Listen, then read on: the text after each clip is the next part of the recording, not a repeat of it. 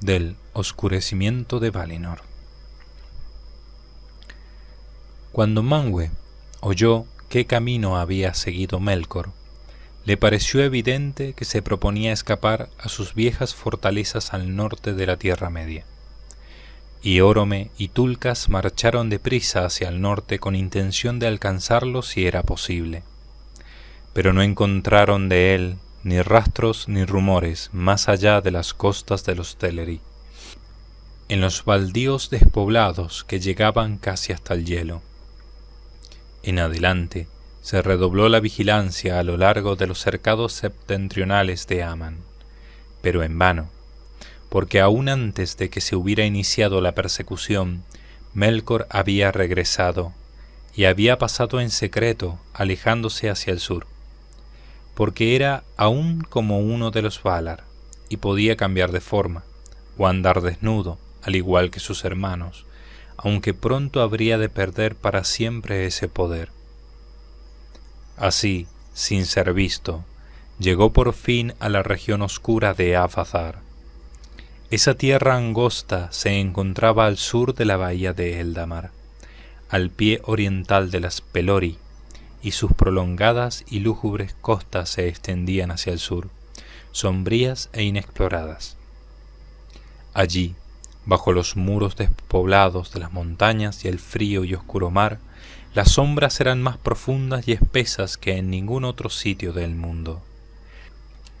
Y allí, en Avathar, secreta y desconocida, Ungoliant había construido su morada. Los Eldar no sabían de dónde venía ella, pero han dicho algunos que hace ya muchas edades descendió desde la oscuridad que está más allá de Arda. Cuando Melkor miró por primera vez con envidia el reino de Manwë, y que en el principio ella fue uno de aquellos que él corrompió para que lo sirvieran. Pero ella había renegado de su amo en el deseo de convertirse en dueña de su propia codicia, apoderándose de todas las cosas para así alimentar su propio vacío, y huyó hacia el sur, escapando de los ataques de los Valar y de los cazadores de Orome, pues éstos siempre habían vigilado el norte, y por mucho tiempo el sur fue descuidado. Desde allí se había arrastrado hacia la luz del reino bendecido, porque tenía hambre de luz, y a la vez la odiaba. Vivía en una hondonada, y había tomado la forma de una araña monstruosa, tejiendo sus negras telas en una hendidura de las montañas. Allí absorbía toda la luz y la devolvía como una red oscura de asfixiante lobreguez, hasta que ya no le llegaba ninguna luz y estaba hambrienta. Entonces vino Melkor a Avathar y la buscó hasta encontrarla, y adoptó nuevamente la forma que había tenido como tirano de Utumno, un oscuro señor, alto y terrible. Esta forma la conservó para siempre. Allí, en las sombras negras, más allá aún de lo que Manwë alcanzaba a ver desde sus más elevadas estancias, Melkor y Ungoliant discutieron la venganza que él había planeado. Pero cuando Ungoliant comprendió los propósitos de Melkor, quedó desgarrada entre la codicia y el miedo, porque temía desafiar los peligros de Aman y el poder de los espantables señores, y de ningún modo quería moverse de su escondite. Por tanto, Melkor le dijo: «Haz lo que pido. Si aún estás hambrienta cuando todo esté consumado, te daré entonces lo que tu codicia exija. Sí, con ambas manos». Hizo esta promesa a la ligera, como siempre, y se reía en secreto. De esta manera el ladrón mayor le tendió una trampa al ladrón menor. Una capa de oscuridad tejió Ungoliant alrededor de los dos cuando se pusieron en marcha.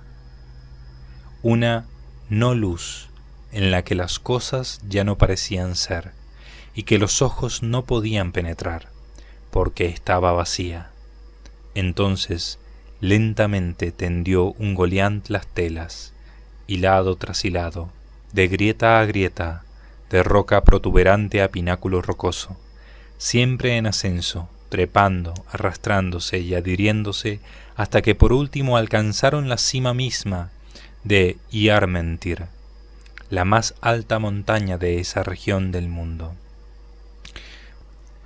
Muy lejos al sur de la gran Taniquetil.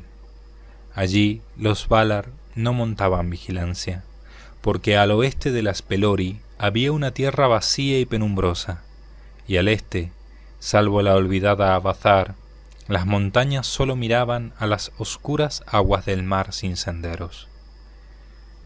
Pero ahora la oscura Ungoliant se encontraba sobre la cima de la montaña, e hizo una escala de cuerdas tejidas y la dejó caer. Y Melkor trepó, y llegó a aquel elevado sitio, y se irguió junto a ella, mirando allá abajo el reino guardado. Por debajo se extendían los bosques de Orome, y hacia el oeste brillaban tenues los campos y los pastizales de Yavanna, dorados bajo el alto trigo de los dioses. Pero Melkor miraba hacia el norte, y vio a lo lejos la llanura resplandeciente y las cúpulas plateadas de Valmar, que refulgían a la luz mezclada de Telperion y Laurelin. Entonces Melkor rió muy alto y se echó a correr saltando por las largas pendientes occidentales, y Ungoliant iba con él, y la oscuridad los cubría. Era entonces tiempo de festividad, como Melkor sabía bien. Aunque todas las mareas y las estaciones seguían la voluntad de los Valar, y no había en Valinor invierno de muerte, ellos moraban en el reino de Arda, que no era más que un reino minúsculo en las estancias de Ea, cuya vida es el tiempo, que fluye siempre desde la primera nota hasta el último acorde de Eru. Y aunque entonces el deleite de los Valar, como se cuenta en la Ainulindale, era ponerse como una vestidura las formas de los hijos de Ilúvatar, también comían y bebían, y recogían los frutos de Yavanna, sacados de la tierra, que habían hecho por voluntad de Eru. Por tanto Yavanna había ordenado las épocas de floración y madurez de todo lo que crecía en Valinor. Y con cada primera cosecha, Manwë convocaba una gran fiesta en alabanza de Eru, y todos los pueblos de Valinor vertían su alegría en música y canciones sobre el Taniquetil. Esta era la hora, y Manwë había decretado una fiesta más gloriosa que ninguna celebrada antes desde la llegada de los Eldar a Aman. Porque aunque la huida de Melkor hacía presagiar afanes y dolores, y nadie podía conocer los daños que aún sobrevendrían antes de que pudieran volver a someterlo, en esta ocasión Manwë decidió poner remedio al mal surgido entre los Noldor, y todos fueron invitados a ir a los palacios de Taniquetil, para dejar allí de lado las querellas que separaban a los príncipes y olvidar por completo las mentiras del enemigo. Asistieron los Vanyar y asistieron los Noldor de Tirion, y acudieron juntos los Maiar, y los Valar lucían toda su belleza y majestad, y cantaron ante Manwë y Barda en las altas estancias, o danzaron en las verdes pendientes de la montaña que miraba al oeste hacia los árboles. Ese día las calles de Valmar quedaron desiertas, y las escaleras de Tirion estuvieron en silencio, y toda la tierra dormía en paz. Solo los Teleri, más allá de las montañas, cantaban todavía a orillas del océano, pues poco caso hacían del tiempo las estaciones, o de los cuidados de los regidores de Arda, o de la sombra que había caído sobre Valinor, pues no los había afectado hasta entonces. Solo una cosa estropeaba el propósito de Manwë.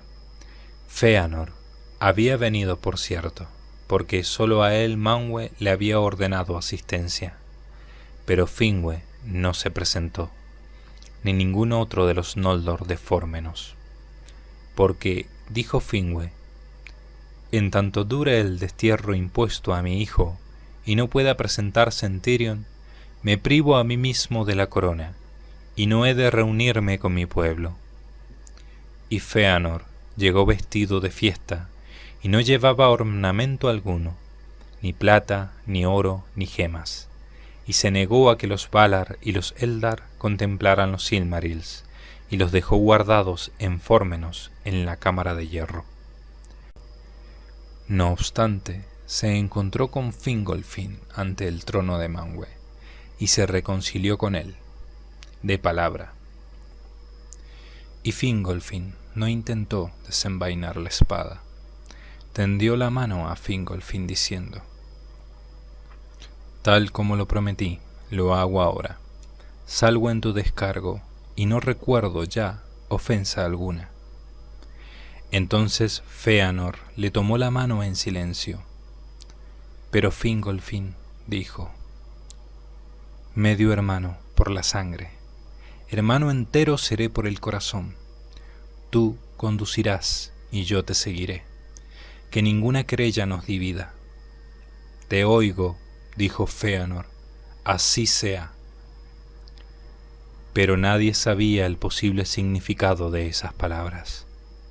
Se dice que cuando Fëanor y Fingolfin estaban ante Manwë, las luces de los árboles se mezclaron, y en la silenciosa ciudad de Valmar hubo un fulgor de plata y oro.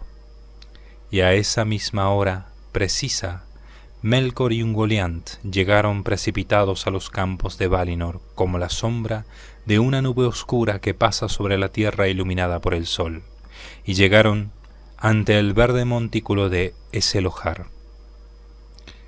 Entonces la no luz de Ungoliant subió hasta las raíces de los árboles, y Melkor saltó sobre el montículo y con su lanza negra hirió a cada árbol hasta la médula. Los hirió profundamente, y la savia manaba como si fuese sangre, y se derramó por el suelo. Pero Ungoliant la absorbía, y yendo de árbol a árbol, aplicaba el pico negro a las heridas hasta que quedaron desecadas. Y el veneno de muerte que había en ella penetró en los tejidos y los marchitó, raíz, ramas y hojas, y murieron. Y ella aún tenía sed, y yendo a las fuentes de Barda, bebió de ellas hasta dejarlas secas, pero eructaba vapores negros mientras bebía, y se hinchó hasta tener una forma tan grande y espantosa que Melkor sintió mucho miedo. Así, la gran oscuridad descendió sobre Valinor. De los hechos de ese día se habla en el Aldudenie, que compuso el Emire de los Vanyar, y es conocido de todos los Eldar, pero no existe canto ni libro que pueda contener toda la aflicción y el terror que hubo entonces. La luz menguó, pero la oscuridad que sobrevino no fue tan solo pérdida de luz.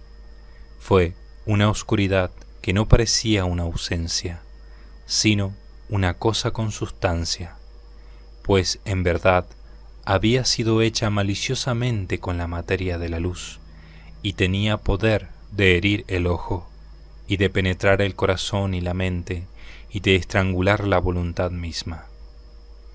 Barda miró hacia abajo desde Taniquetil, y vio la sombra que se elevaba en súbitas torres de Lobreguez. Valmar había naufragado en un profundo mar nocturno. Pronto la montaña sagrada se erguía sola, una última isla en un mundo anegado. Todo canto cesó. Había silencio en Valinor, y no se oía ningún sonido. Solo a lo lejos el lamento de los Teleri, como el grito frío de las grullas. Venía entre las montañas con el viento, que a esa hora soplaba helado desde el este, y las vastas sombras del mar rompían contra los muros de la costa. Pero Manwë miraba desde el alto trono, y sólo él alcanzó a horadar la noche hasta que tropezó con una oscuridad más allá de lo oscuro, y supo que Melkor había venido, y había partido. Entonces empezó la persecución, y la tierra tembló bajo los caballos del ejército de Orome, y el fuego que relumbró bajo los cascos de Nahar fue la primera luz que volvió a Valinor. Pero no bien llegaron los jinetes a la nube de Ungoliant, quedaron enceguecidos y desanimados, y no sabían por dónde iban, y el sonido del Valaroma vaciló y se perdió. Y Tulkas parecía atrapado en una red negra por la noche, y nada podía hacer, y batía el aire en vano. Pero cuando la oscuridad hubo pasado, ya era tarde. Melkor se había ido, y la venganza estaba consumada.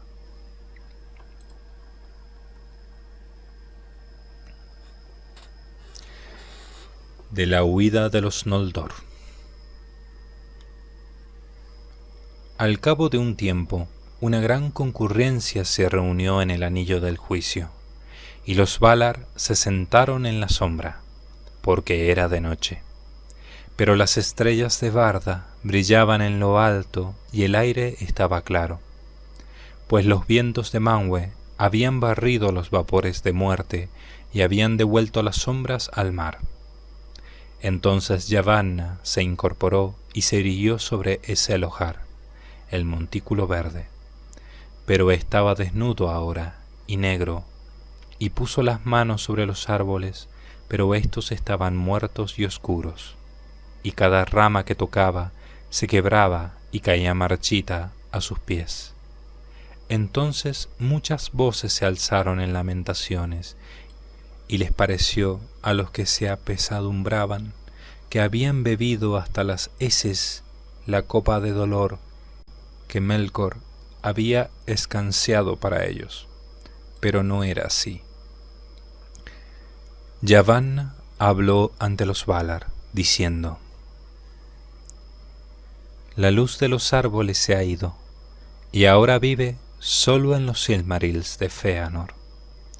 Previsor ha sido, aún para los más poderosos bajo la égida de Ilúvatar, hay una obra que sólo pueden llevar a cabo una única vez. Di ser a la luz de los árboles, y en los confines de Ea nunca más podré hacerlo. Sin embargo, si yo dispusiese de un poco de esa luz, podría devolver la vida a los árboles antes de que las raíces se corrompieran, y entonces nuestras heridas tendrían remedio, y la malicia de Melkor quedaría confundida. Entonces intervino Manwë y dijo: ¿Oyes, Fëanor, hijo de Finwë, las palabras de Yavanna? ¿Concederás lo que pide? Hubo un largo silencio, pero Fëanor no respondió. Tulkas gritó entonces: Di, oh Noldo, sí o no. Pero, ¿quién ha de negarse a Yavanna? ¿Y no vino de su obra en principio la luz de los Silmarils? Pero Aule, el hacedor, dijo: No tengas prisa, pedimos algo más grande que nada que tú conozcas. Concédele paz por un instante. Pero Fëanor habló entonces y gritó amargamente: Para los pequeños, como para los mayores, hay siempre algo que sólo pueden hacer una vez, y luego el corazón ha de reposar. Puede que sea posible abrir mis joyas, pero nunca otra vez haré otras parecidas, y si he de romperlas, se me romperá el corazón y moriré, el primero de entre todos los Eldar en Aman. No el primero, dijo Mandos, pero nadie entendió estas palabras. Y una vez más hubo silencio mientras Fëanor meditaba en la oscuridad. Le parecía estar engarzado en un anillo de enemigos, y le volvieron a la memoria las palabras de Melkor. Los Silmarils no estarían seguros en manos de los Valar. ¿Y no es él Vala como ellos?, le decía el corazón. ¿Y no entiende acaso lo que ellos sienten? Sí, es un ladrón el que delata a los ladrones. Entonces vociferó: no lo haré de propia voluntad, pero si los Valar me obligan, sabré entonces con seguridad que Melkor es como ellos. Entonces Mandos dijo: has hablado. Y Nienna se puso en pie y fue a Shelohar, y echó atrás la capucha gris y lavó con lágrimas las inmundicias de Ungoliant, y cantó doliéndose de la amargura del mundo y la injuria de Arda. Pero mientras Nienna aún se lamentaba, llegaron mensajeros de Fórmenos, y eran gente de los Noldor que traían nuevas de infortunio, porque contaron cómo una ciega oscuridad había avanzado hacia el norte, y en medio de ella se movía cierto poder para el que no había nombre, y la oscuridad salía de él mismo. Pero Melkor también estaba allí, y fue a la casa de Fëanor, y mató a Finwë, rey de los Noldor, delante de las puertas, y derramó la primera sangre en el reino bendecido, porque sólo Finwë no había huido del horror del oscuro, y contaron que Melkor había quebrantado la fortaleza de Fórmenos, y se había apoderado de todas las joyas de los Noldor que allí estaban guardadas, y los Silmarils habían desaparecido. Entonces Fëanor se levantó, y alzando la mano ante Manwë, maldijo a Melkor llamándolo Morgoth, negro enemigo del mundo, y desde entonces y para siempre los Eldar solo lo conocieron por ese nombre. Y maldijo también el llamamiento de Manwë, y la hora en que había acudido a Taniquetil, pensando en medio de la locura, a que lo habían llevado la rabia y la pena, que si se hubiera encontrado en Fórmenos, la fuerza le hubiera valido al menos para que no lo mataran a él también, como Melkor se había propuesto. Entonces Fëanor abandonó a la carrera el anillo del juicio, y se internó en la noche, porque Finwë le era más querido que las obras incomparables de sus manos o que la luz de Valmar. ¿Y quiénes entre los hijos, sean de elfos o de hombres, han tenido a sus padres en más alta estima? Muchos allí se afligieron por el dolor de Fëanor, pero la pérdida por él sufrida no era suya solamente. Y Yavanna lloró junto al montículo, temiendo que la oscuridad devorara para siempre los últimos rayos de la luz de Valinor, porque aunque los Valar aún no entendían del todo qué pasaba, advertían que Melkor había pedido ayuda a algo que procedía de más allá de Arda. Los Silmarils habían desaparecido, y no importaba en apariencia que Fëanor le hubiera dicho sí o no a Yavanna. Sin embargo, si hubiera consentido desde un principio, antes de que las nuevas llegaran desde Fórmenos, quizá no hubiese podido acometer lo que hizo después. Pero el destino de los Noldor estaba ahora cada vez más cerca. Entretanto Morgoth, al huir de la persecución de los Valar, llegó a los baldíos de Araman. Esta tierra se extendía hacia el norte, entre las montañas de las Pelori y el gran mar, como Abazar se extendía hacia el sur, pero Araman era una región más vasta, y entre las costas y las montañas había tierras yermas, cada vez más frías a medida que se aproximaban al hielo. Por esta región Morgoth y Ungoliant pasaron deprisa, y así llegaron a través de las grandes nieblas de Hoyomure al Helcaraje, el estrecho entre Araman y la Tierra Media. Todo de hielo crujiente, y él lo cruzó, y regresó por fin al norte de las tierras exteriores. Juntos siguieron avanzando, porque Morgoth no podía eludir a Ungoliant, y la nube de Ungoliant todavía lo envolvía, y todos los ojos de ella estaban fijos en Morgoth. Y llegaron a esas tierras que se extienden al norte del estuario de Drenghist. Se acercaba ahora Morgoth a las ruinas de Angband, donde se había levantado una gran fortaleza occidental, y Ungoliant cayó en la cuenta de cuál era la esperanza de Morgoth, y supo que allí intentaría huir, y lo detuvo, exigiéndole que cumpliera lo que había prometido. «Negro corazón», dijo, «he hecho lo que me pediste, pero todavía estoy hambrienta». «¿Qué más quieres?», dijo Morgoth. «¿Deseas meterte el mundo entero en la barriga? No prometí darte eso. Soy el Señor». «No pretendo tanto», dijo Ungoliant, «pero obtuviste un gran tesoro en Fórmenos. Eso quiero. Sí, con ambas manos me lo darás». Entonces, por fuerza, cedió Morgoth las gemas que llevaba consigo, una por una y a regañadientes, y ella las devoró, y la belleza de las piedras murió para el mundo. Más grande y oscura se volvió Ungoliant, pero su codicia no estaba satisfecha todavía. «Con una mano das», dijo, «solo con la izquierda. Abre la otra mano». En la mano derecha llevaba Morgoth apretados los Silmarils, y aunque estaban encerrados en un cofrecillo de cristal, habían empezado a quemarlo, y el dolor le agarrotaba la mano, pero no la abría. «No», dijo, «has recibido lo que te adeudaba, porque con el poder que puse en ti consumaste tu obra. Ya no te necesito. No tendrás estas cosas, ni las verás. Las nombro mías para siempre».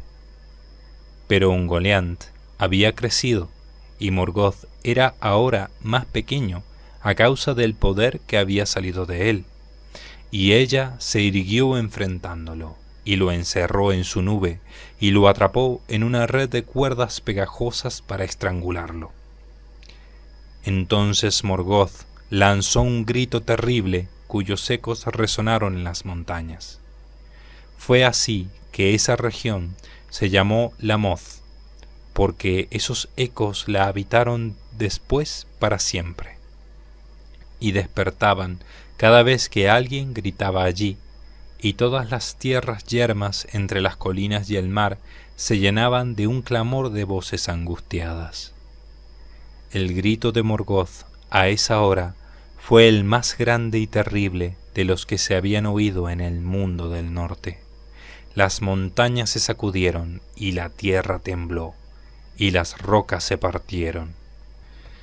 En abismos olvidados se oyó ese grito. Muy por debajo de las estancias en ruinas de Angband, en cuevas que los Valar habían olvidado en la prisa del ataque, los Balrogs, que aún acechaban esperando el regreso del Señor, se levantaron ahora con rapidez, y precipitándose por Idlum, llegaron a Lamoth como una tempestad de fuego.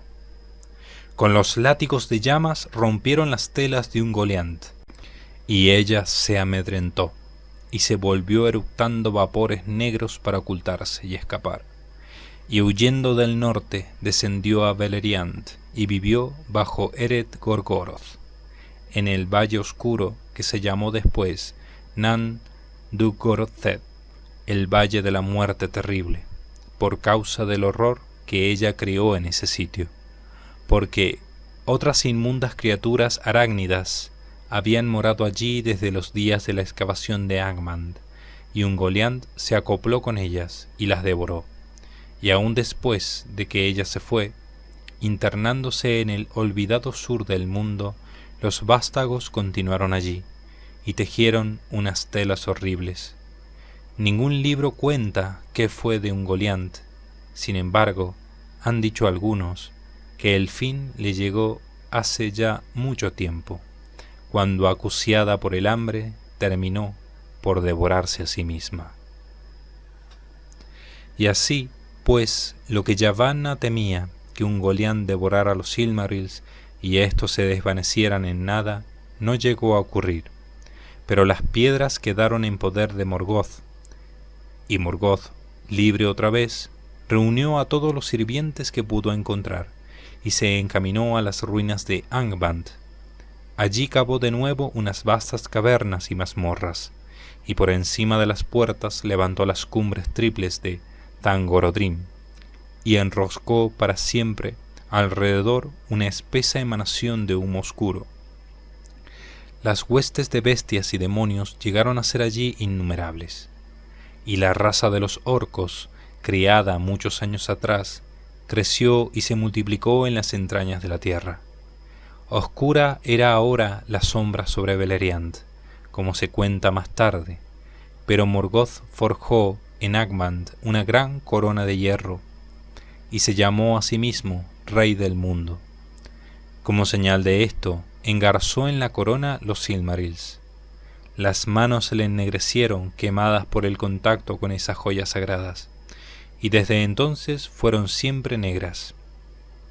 Nunca se alivió tampoco del dolor de la quemadura, ni de la ira del dolor. En ningún momento se quitaba la corona, aunque el peso lo abrumaba mortalmente. Solo una vez dejó en secreto los dominios del norte, y a decir verdad, en raras ocasiones abandonaba los lugares profundos de la fortaleza, y mandaba sus ejércitos desde el trono septentrional. Y también solo una vez esgrimió un arma, mientras gobernó el reino.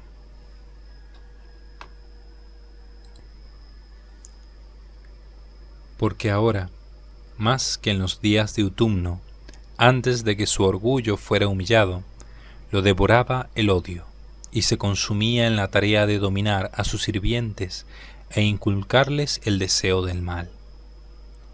No obstante, conservó largo tiempo la majestad de los Valar, aunque cambiada en terror, y al encontrarse con él frente a frente, todos, excepto los más poderosos, se hundían en un oscuro precipicio de miedo. Ahora bien, cuando se supo que Morgoth había escapado de Valinor y que de nada servía perseguirlo, los Valar permanecieron largo tiempo sentados en la oscuridad, en el anillo del juicio, y los Maiar y los Vanyar lloraban de pie junto a ellos. Pero la mayoría de los Noldor volvieron a Tirion y se lamentaron por el oscurecimiento de la bella ciudad. A través de la barranca oscura del Calasirya venían flotando unas nieblas desde los mares sombríos y cubrían las torres como mantos, y la lámpara de la Mindom ardía pálida en la lobreguez. Entonces, de pronto, apareció Fëanor en la ciudad y convocó a todos a la ilustre corte del rey en la cima de Tuna. Pero la condena al destierro que le había sido impuesta no estaba levantada todavía, y él se rebeló contra los Valar. Una gran multitud se reunió rápidamente para escuchar lo que tuviera que decir, y la luz de las muchas antorchas que cada cual llevaba en la mano iluminaba las colinas y todas las escaleras y calles que subían por ella. Fëanor era un maestro de las palabras y tenía gran poder sobre los corazones cada vez que hablaba, y esa noche pronunció un discurso ante los Noldor que éstos siempre recordaron. Fieras y salvajes fueron las palabras de Fëanor, y colmadas de cólera y de orgullo, y al escucharlas los Noldor se sintieron movidos a la locura. Fëanor habló sobre todo de Morgoth, con odio y cólera, y sin embargo, casi todo cuanto dijo procedía de las mentiras de Morgoth mismo. Pero Fëanor, transido de dolor por el asesinato de su padre y de angustia por el robo de los Silmarils, reclamó el reinado sobre todos los Noldor, desde que Finwë estaba muerto, y despreció los decretos de los Valar.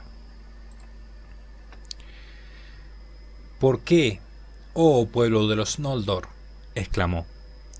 ¿por qué habremos de servir a los celosos Valar, que no pueden protegernos ni protegerse del enemigo? Y aunque sea ahora un adversario, ¿no pertenecen ellos y él a un mismo linaje? La venganza me llama desde aquí, pero aun cuando así no fuese, no querría yo vivir más tiempo en la misma tierra con el linaje del asesino de mi padre y del ladrón de mi tesoro. Pero no soy el único valiente en este pueblo de valientes. ¿Y no habéis perdido todos a vuestro rey? ¿Y qué más no habéis perdido, aquí encerrados en una tierra estrecha entre las montañas y el mar? Aquí una vez hubo luz, que los Valar mezquinaron a la Tierra Media, pero ahora la oscuridad lo nivela todo. ¿Nos lamentaremos aquí siempre inactivos, pueblo de sombras, moradores de la niebla, vertiendo lágrimas vanas en el mar indiferente? ¿O volveremos a nuestra patria? En Cuivienen fluían dulces las aguas bajo las estrellas de un cielo sin nubes, y vastas eran las tierras por las que podía andar un pueblo libre. Allí se extienden todavía y nos aguardan, a nosotros que las abandonamos en un momento de locura. Venid, que los cobardes guarden la ciudad. Largamente habló, instando siempre a los Noldor a que lo siguieran, y a ganar ellos mismos la libertad, y grandes reinos en las tierras del este, antes de que fuera demasiado tarde. Porque repetía las mentiras de Melkor, que los Valar los habían engañado y pretendían mantenerlos cautivos para que los hombres pudieran regir en la Tierra Media. Muchos de los Eldar oyeron hablar por primera vez de los segundos nacidos. «Hermoso será el fin», exclamó Fëanor, «aunque largo y áspero el camino.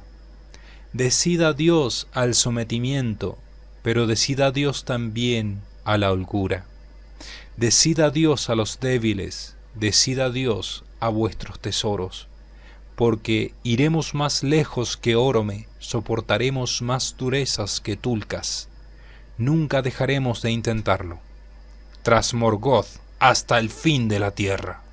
Combatiremos contra él, y nuestro odio será imperecedero. Pero cuando lo hayamos conquistado y recuperemos los Silmarils, nosotros y solo nosotros seremos los señores de la luz inmaculada, y amos de la beatitud y la belleza de Arda. Ninguna otra raza nos despojará. Entonces pronunció Fëanor un terrible juramento. Los 7 hijos se acercaron a él de un salto, y juntos hicieron el mismo voto. Y rojas como la sangre brillaron las espadas al resplandor de las antorchas. Era un juramento que nadie puede quebrantar, ni nadie ha de pronunciar, aun en nombre de Ilúvatar. Y pidieron para ellos la oscuridad sempiterna, si no lo cumplían. Y a Manwë nombraron como testigo, y a Barda, y a la montaña sagrada de Taniquetil, prometiendo perseguir con odio y venganza hasta el fin del mundo a Vala, demonio, elfo u hombre aún no nacidos, o a cualquier otra criatura, grande o pequeña, buena o mala, a la que el tiempo diese origen desde ahora hasta la consumación de los días, que guardara, tomara o arrebatara uno de los Silmarils de Fëanor. Así hablaron Maedhros y Maglor y Celegorm, Curufin y Carantir, Amrod y Amras, príncipes de los Noldor. Y muchos se descorazonaron al oír las terribles palabras, porque así dicho un juramento, malo o bueno, no puede quebrantarse, y perseguirá tanto al que lo cumple como al que lo quebranta hasta el fin del mundo. Fingolfin y su hijo Turgon hablaron por tanto en contra de Fëanor y despertaron palabras fieras. de modo que una vez más la ira estuvo cerca del filo de las espadas. Pero Finarfin habló dulcemente, como le era habitual, e intentó apaciguar a los Noldor, pidiéndoles que se detuvieran y meditaran antes que se hiciera algo que no pudiera deshacerse. Y Orodreth, solo entre sus hijos, habló de igual manera. Pero Galadriel, la única mujer de los Noldor que se mantuvo erguida y valerosa entre los príncipes contendientes, estaba ansiosa por partir. No pronunció ningún juramento, pero las palabras de Fëanor sobre la Tierra Media le habían ardido en el corazón, y anhelaba ver las amplias tierras sin custodia y gobernar allí un reino a su propia voluntad. Lo mismo que Galadriel pensaba Fingon, hijo de Fingolfin, también movido por las palabras de Fëanor, aunque poco lo amaba, y con Fingon estuvieron, como siempre, Angrod y Aegnor, hijos de Finarfin. Pero éstos mantuvieron la calma y no hablaron contra sus padres. Por fin, después de un prolongado debate, prevaleció Fëanor, y a la mayor parte de los Noldor allí reunidos inflamó con el deseo de nuevas cosas y países extraños. Por tanto, cuando Finarfin habló aún otra vez pidiendo reflexión y tiempo, un gran grito se alzó: «¡No! ¡Partamos!». Y sin dilación, Fëanor y sus hijos se prepararon para emprender la marcha. Poca previsión podía haber entre los que se atrevían a tomar una senda tan oscura. No obstante, todo se hizo con excesiva prisa, porque Fëanor los impulsaba temiendo que al enfriárseles el corazón las palabras que él había dicho se marchitaran y prevalecieran otros consejos. Y a pesar de todo el orgullo que había mostrado, no olvidaba el poder de los Valar. Pero de Valmar no llegó mensaje alguno, y Manwë se mantenía en silencio. No estaba dispuesto a prohibir o estorbar el propósito de Fëanor, porque a los Valar les ofendía que se los hubiese acusado de malas intenciones para con los Eldar, o de que retuvieran a alguien por la fuerza. Ahora observaban y esperaban, porque no creían todavía que Fëanor pudiera someter a los Noldor. Y en verdad, cuando Fëanor empezó a dar órdenes a los Noldor para ponerse en camino, las discusiones comenzaron, porque, aunque había persuadido a la asamblea de que era necesario partir, no todos pensaban que Fëanor tuviese que ser el rey. Fingolfin y sus hijos eran los más amados, y los de su casa y la mayor parte de los habitantes de Tirion se negaron a abandonar a Fingolfin, si él los acompañaba. Y así por fin, como dos huestes separadas, emprendieron los Noldor el amargo camino. Fëanor y sus seguidores iban a la vanguardia, pero la hueste mayor iba detrás, fiel a Fingolfin, y éste marchaba de mala gana, y solo porque se lo pedía Fingon, su hijo, y porque no quería separarse de su pueblo que ansiaba partir, ni dejarlos librados a los precipitados consejos de Fëanor. Tampoco olvidaba lo que había dicho ante el trono de Manwë. Con Fingolfin iba también Finarfin, y por razones parecidas, pero era él a quien más le repugnaba partir, y de todos los Noldor de Valinor, ahora ya un gran pueblo, solo una 10ª parte rehusó ponerse en camino, algunos por el amor que tenían a los Valar, y de todos ellos no era Aule el menos amado.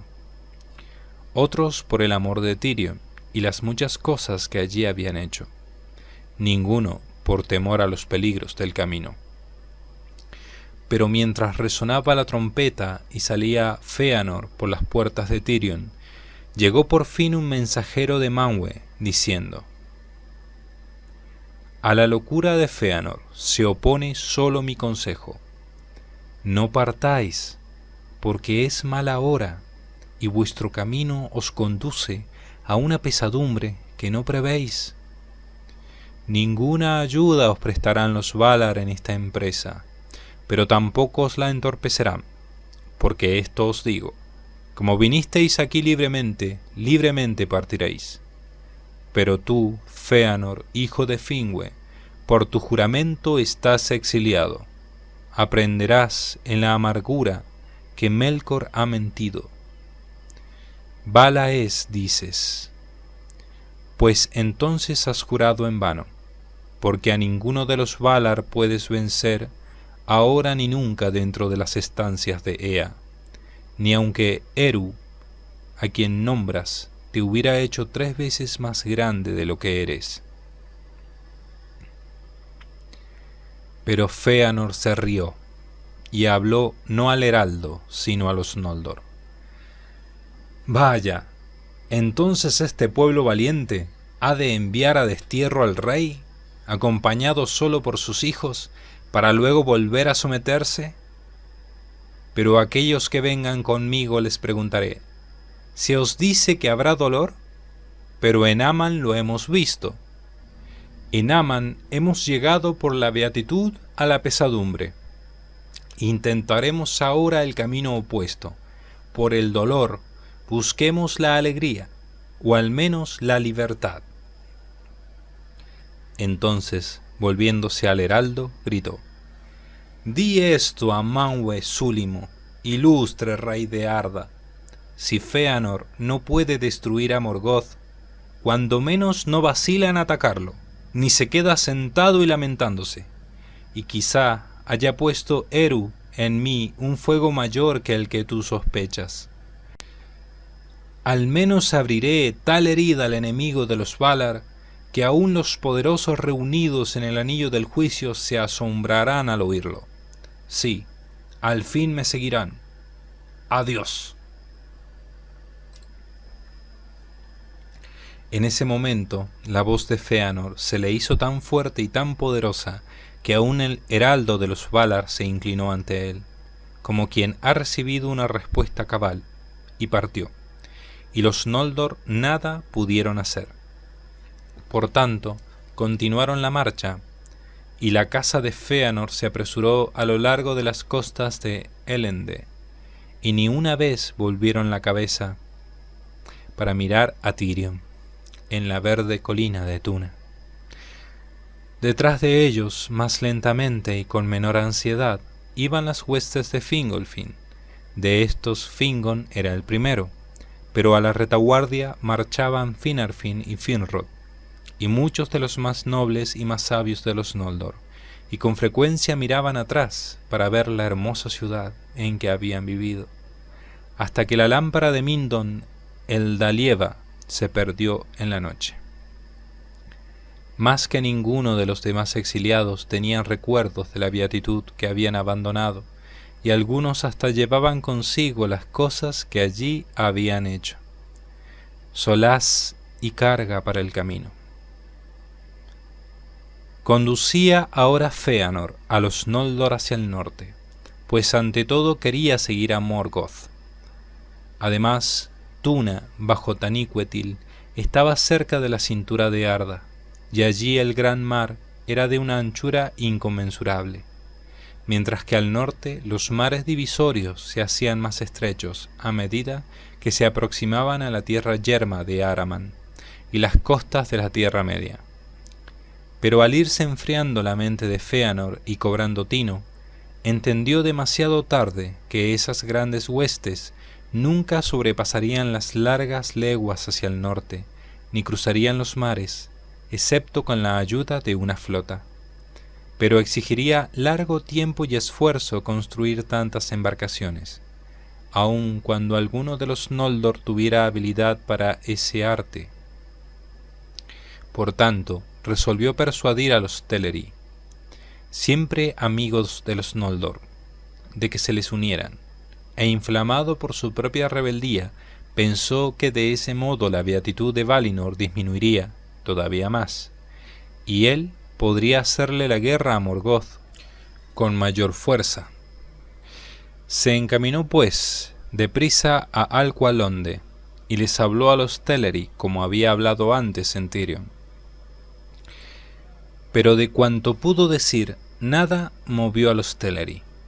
Estaban en verdad apenados por la partida de parientes y viejos amigos, y parecían más dispuestos a disuadirlos que a prestarles ayuda, y no quisieron prestar ningún barco, ni ayudar a construirlo contra la voluntad de los Valar.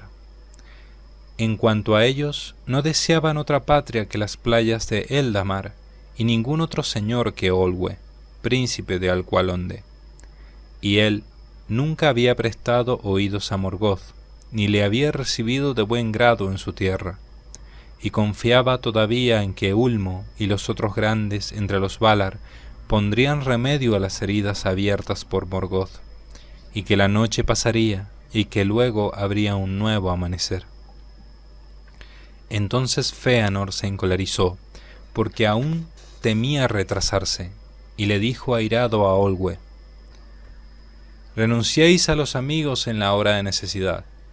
Sin embargo, aceptasteis agradecidos nuestra ayuda cuando llegasteis los últimos a estas costas, perezosos de corazón flaco, casi con las manos vacías. Todavía viviríais en chozas sobre la playa si los Noldor no hubieran cavado vuestro puerto y trabajado en vuestros muros». Pero Olwe respondió: «De ningún modo renunciamos a los amigos, pero solo un amigo ha de censurar la locura del amigo. Y cuando los Noldor nos dieron la bienvenida y nos prestaron ayuda, hablaste de modo bien distinto. Íbamos a vivir para siempre en la tierra de Aman, como hermanos en casas contiguas. Pero en cuanto a nuestros blancos navíos, no proceden de vosotros. No aprendimos ese arte de los Noldor, sino de los señores del mar. Y los blancos maderos los trabajamos con nuestras propias manos. Las blancas velas fueron tejidas por nuestras esposas e hijas. Por tanto, no las daremos, ni las venderemos, ni por alianza ni por amistad. Porque te digo, Fëanor, hijo de Finwë, estas son para nosotros como las gemas de los Noldor, la obra de nuestros corazones, que nunca podremos repetir». Fëanor se alejó entonces, y ya fuera de los muros de Alqualondë se sintió acosado por negros pensamientos, hasta que sus huestes estuvieron reunidas. Cuando juzgó que contaba con tropas suficientes, marchó hacia el puerto de los cisnes, y se puso a dar órdenes a los barcos allí anclados, y a apoderarse de ellos por la fuerza. Pero los Teleri se le resistieron, y arrojaron a muchos Noldor al mar. Entonces se desenvainaron las espadas, y se desencadenó una amarga batalla entre los barcos, y en los muelles, y malecones iluminados por las lámparas, y hasta sobre el gran arco de las puertas. 3 veces la gente de Fëanor fue rechazada, y muchos murieron de ambos bandos. Pero la vanguardia de los Noldor recibió el socorro de Fingon con los primeros de la hueste de Fingolfin, que al llegar y descubrir que se libraba una batalla en la que moría gente de su propio linaje, se unieron a ella sin conocer bien el motivo de la lucha. Algunos creyeron que los Teleri intentaban impedir la marcha de los Noldor por orden de los Valar. Así, por último los Teleri fueron vencidos, y gran parte de los marineros que vivían en Alqualondë fueron muertos vilmente. Porque la desesperación había vuelto feroces a los Noldor, y los Teleri contaban con menos gente, y casi no tenían otras armas que unos arcos delgados.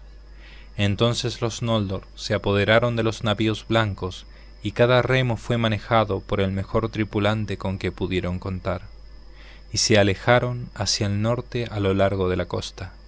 Y Olwe llamó a Oce, pero éste no acudió, porque no permitían los Valar que la huida de los Noldor fuera impedida por la fuerza.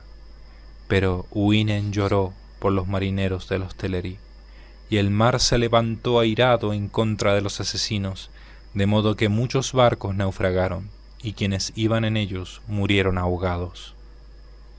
De la matanza de los hermanos de Alqualondë se dice algo más en el lamento llamado Noldolante, la caída de los Noldor, que Maclor compuso antes de perderse. No obstante, la mayor parte de los Noldor logró escapar, y cuando cesó la tormenta, mantuvieron el rumbo. Algunos en barco y otros por tierra, pero el camino era largo, y a medida que avanzaban sobrevenían nuevos males. Después de haber marchado largo tiempo en la inmensa noche, llegaron por fin a los confines septentrionales del reino guardado, en los bordes del desierto baldío de Araman, que eran montañosos y fríos. Allí vieron de pronto una figura oscura, de pie sobre una roca, que contemplaba la costa desde lo alto. Dicen algunos que era el mismo Mandos, y no un heraldo de Manwë de menor cuantía. Y oyeron una voz alta, solemne y terrible, que les ordenó detenerse y prestar oídos. Todos se detuvieron, entonces, y permanecieron inmóviles, y de extremo a extremo de las huestes de los Noldor se escuchó la voz que pronunciaba la maldición y la profecía denominada la profecía del norte y el hado de los Noldor. Mucho se predijo en palabras oscuras que los Noldor sólo comprendieron cuando sobrevinieron los males, pero todos oyeron la maldición pronunciada contra los que no quisieran quedarse ni solicitar el juicio y el perdón de los Valar. Lágrimas innumerables derramaréis, y los Valar cercarán Valinor contra vosotros, y os dejarán fuera, de modo que ni siquiera el eco de vuestro lamento pasará por sobre las montañas. Sobre la casa de Fëanor, la cólera de los Valar cae desde el occidente hasta el extremo oriente, y sobre todos los que sigan caerá del mismo modo. El juramento los impulsará, pero también los traicionará, y aún llegará a arrebatarles los mismos tesoros que han jurado perseguir.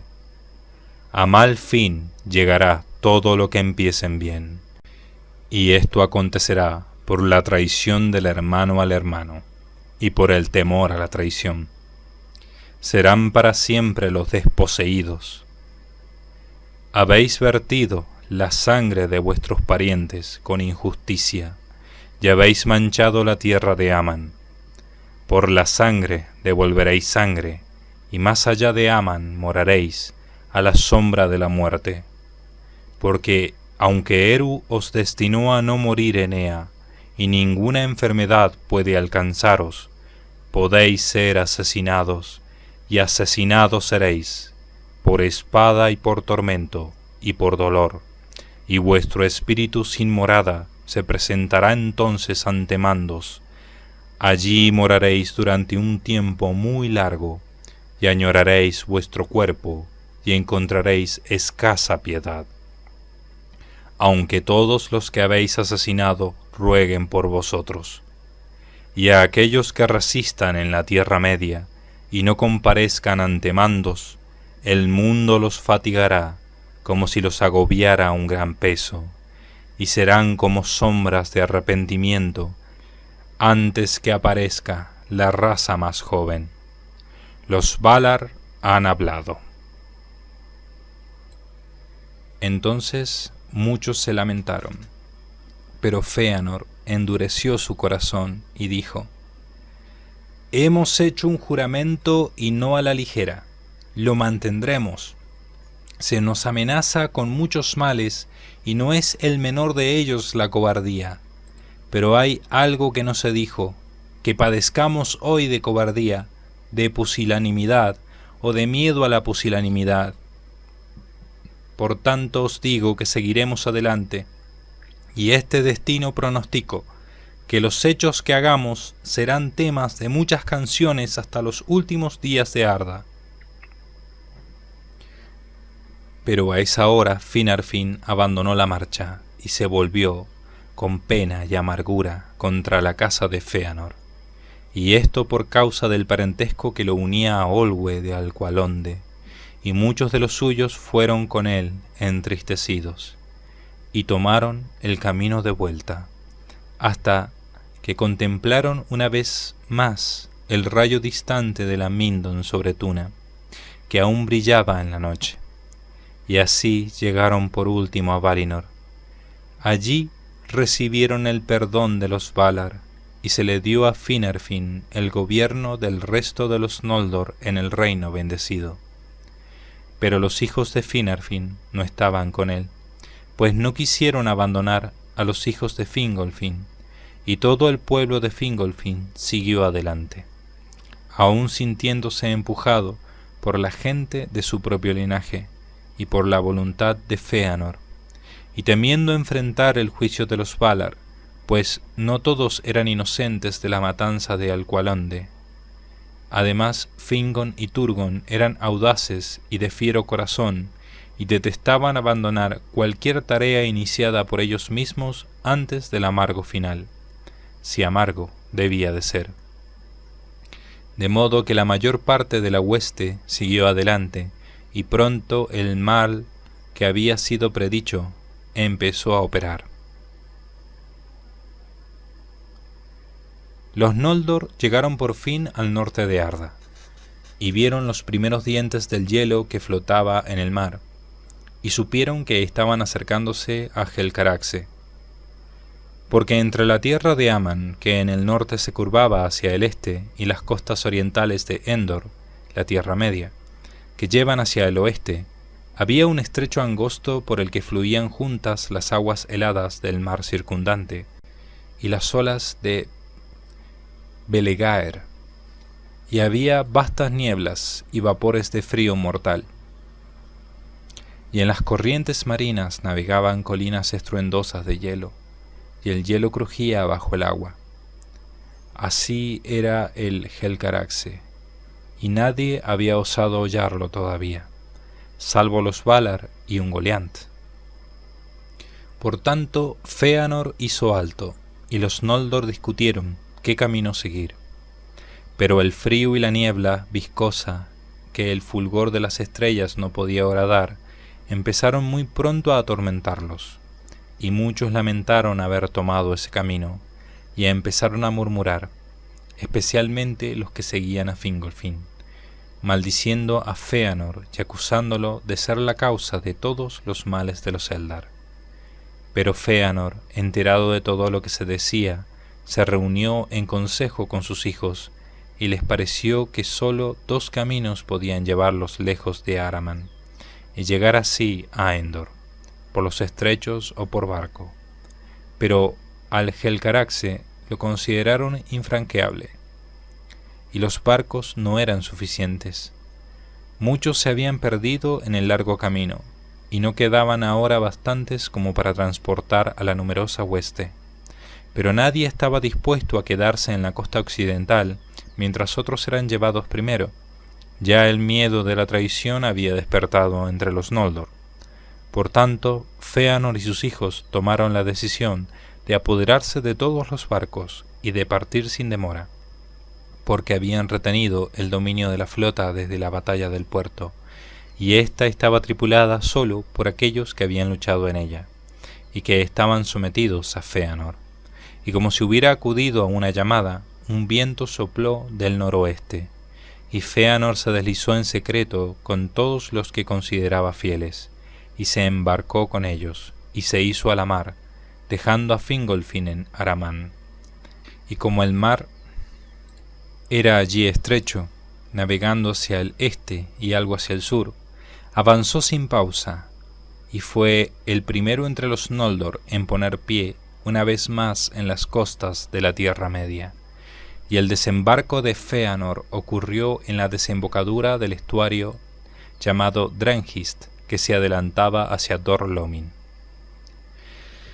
Pero cuando hubieron desembarcado, Maedhros, el mayor de los hijos de Fëanor, y en un tiempo amigo de Fingon antes de que se interpusieran entre ellos las mentiras de Morgoth, le habló a Fëanor diciendo: «Ahora, ¿de qué barcos y remeros dispondrás para la vuelta? ¿Y a quién traerán de allí primero? ¿A Fingon el valiente?». Entonces Fëanor rió con malignidad y replicó gritando: «Ningún barco, y ningún remero. Lo que he dejado atrás no lo considero una pérdida. Ha sido una carga innecesaria en el camino. Que quienes han maldecido mi nombre lo maldigan aún, y que sus plañidos les abran el camino de vuelta a las jaulas de los Valar. Que se quemen las naves. Entonces Maedhros se apartó, pero Fëanor hizo que se prendiera fuego a las blancas naves de los Teleri. Así pues, en ese lugar que se llamó Losgar, en la desembocadura del estuario de Dranghist, acabaron los navíos más hermosos que nunca hayan surcado el mar, en una gran hoguera fulgurante y terrible, y Fingolfin y su pueblo vieron la luz desde lejos, roja bajo las nubes, y supieron que habían sido traicionados. Estos fueron los primeros frutos de la matanza de Alqualondë y del hado de los Noldor. Entonces Fingolfin, al ver que Fëanor lo abandonaba, para que pereciese en Araman o regresara avergonzado a Valinor, se llenó de amargura. Pero ahora deseaba como nunca llegar de algún modo a la Tierra Media y volver a encontrarse con Fëanor. Y él y sus huestes erraron afligidos mucho tiempo, pero sintiendo que el valor y la resistencia se les acrecentaban con las penurias, porque eran un pueblo poderoso, los primeros hijos inmortales de Eru y Lúvatar, aunque recién llegados del reino bendecido y no sujetos todavía a las fatigas de la tierra. El fuego de la juventud ardía en ellos, y conducidos por Fingolfin y sus hijos, y por Finrod y Galadriel, se atrevieron a penetrar en lo más crudo del norte, y al no hallar otro camino, enfrentaron por fin el terror de Helcaraxe y las crueles montañas de hielo. Pocas de las hazañas que con posteridad llevaron a cabo los Noldor superaron en penuria o dolor esa desesperada travesía. Allí se perdió Elengwe, la esposa de Turgon, y muchos otros también perecieron, y fue con huestes disminuidas que Fingolfin pisó por último las tierras exteriores. Poco amor por Fëanor y sus hijos sentían los que marcharon detrás de él, y soplaron sus trompetas en la Tierra Media cuando por primera vez se elevó la luna.